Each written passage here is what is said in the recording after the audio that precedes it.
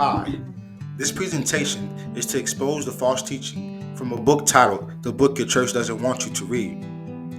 This book is attempting to discredit the Messiah and his return by wrongfully interpreting the scripture and what it means. For an example, they attempt to conflict the Messiah's return by quoting Matthew chapter 16, verse 28. Meanwhile, they're totally ignoring in verse 11 in the same chapter, the Messiah told the disciples that his words are not literal, but figurative. Hence, in verse 7 of Matthew chapter 16, the disciples thought the Messiah was being literal about bread, but was corrected by the Messiah in verse 9 through 11 of Matthew chapter 16, as his words pertaining to the bread was not literal, but figurative. Note in John chapter 16, verse 25, the Messiah bluntly explains his words or conversations are an allegory and not literal, and later will be made plain. So authors misconstrue the Messiah words by ignoring that he isn't speaking literally, just as they did in Matthew chapter 16, verse 28, by taking it literal. Even though in the same chapter, in verse 9 through 11, he corrected the disciples and told them that he wasn't being literal.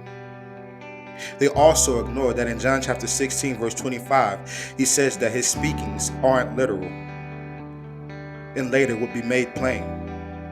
So Matthew chapter 16, verse 28 wasn't literal, just like the conversation about bread in that same chapter wasn't literal.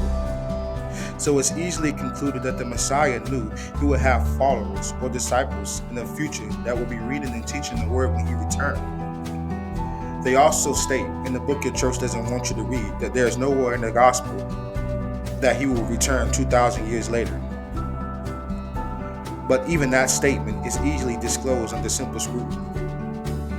In 2 Peter chapter 3, verse 8, we are warned not to be ignorant or without the knowledge that one day with the Creator is as 1,000 years. But because they ignore the scripture as well, they take 1 or 2 days as literally 1 or 2 days, not elucidating that his return will be 2,000 years. For an example, in Hosea chapter 6, he says after 2 days we will be revived. So if we chose not to bluntly ignore 2 Peter chapter 3, verse 8, like the authors did in the book your church doesn't want you to read, we would clearly understand that Hosea chapter 6, verse 2 was talking about 2,000 years and not literally 2 days.